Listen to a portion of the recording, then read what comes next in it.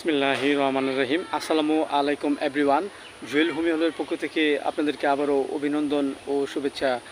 আজ আপনাদের মাঝে একটি নতুন স্পেশালিস্ট ভিডিও নিয়ে আলোচনা করব। ভিডিওটি হলো পুরুষের দুর্বলতায় দুটি ওষুধ সেবনেই সুস্থ।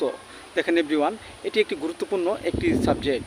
আমাদের মানবদেহে বর্তমান সময়ে দেখা যাচ্ছে যে 95% ব্যক্তিরাই এই রোগে আক্রান্ত হয়ে থাকে। দেখা যাচ্ছে যে আমরা যৌবনকালে বিভিন্ন উপায়ে বা বিভিন্ন ব্লু ফিল্ম কিংবা বিভিন্ন অ্যান্ড্রয়েড সেট ব্যবহার করে আমরা নিজেরাই আমাদের নিজের পুরুষতত্ত্ব অনেক সময় নিজেরাই কমিয়ে দিচ্ছি। যেমন দেখা যাচ্ছে যে অনেক সময় আমরা মন্দ সিনেমা দেখি বা মন্দ চিন্তা করি, অনেক সময় হাত দিয়ে অনেক সময় আমরা হস্তমিথুন করি। এর ফলে অনেক সময় আমাদের দেখা যাচ্ছে যে পুরুষের মাঝে অনেক দুর্বলতা দেখা দিতে পারে।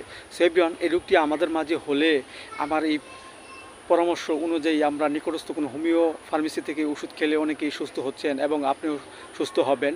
সো এভরিওয়ান, এটি একটি ইম্পর্ট্যান্ট এক দীর্ঘমেয়াদী একটি চিকিৎসা। এই চিকিৎসাটি অনেকটি সময় লাগে, তো আপনারা ধৈর্য ধারণ করে ওষুধটি সেবন করবেন।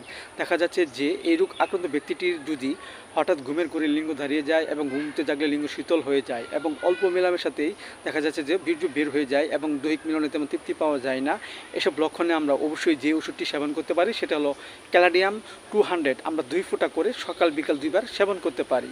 এবং দেখা যাচ্ছে যে অনেক সময় আমাদের মাঝে দেখা যাচ্ছে যে কম উত্তেজনা অনেক বেশি থাকে, কিন্তু অল্প মেলামেশাতের ফলে আমাদের বীর্য আউট হয়ে যায় এবং তেমন তৃপ্তি পায় না এবং খুব ইচ্ছা থাকে প্রবল, এসব দুশ্চিন্তা আমাদের মাঝে চলে আসে। এসব লক্ষণে আমরা অবশ্যই যে ওষুধটি খেতে পারি সেটা হলো টিটেনিয়াম 3X ভরি। আমরা 4টি করে ভরি চিবিয়ে হালকা গরম কুসুম পানি সহ আমরা সকাল বিকাল 2 বার সেবন করতে পারি।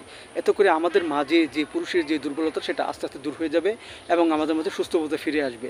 এবং আমরা কিছু পথ্য হিসেবে কিছু খাবার খেতে পারি, যেমন দেখা যাচ্ছে প্রতিদিন অন্তত কিশমিশ, খেজুর এবং 1 গ্লাস দুধ খেতে পারি। এতে করে আমাদের মাঝে পুরুষের যে দুর্বলতা সেটা আস্তে আস্তে দূর হয়ে যাবে এবং সুস্থবোধ ফিরে আসবে।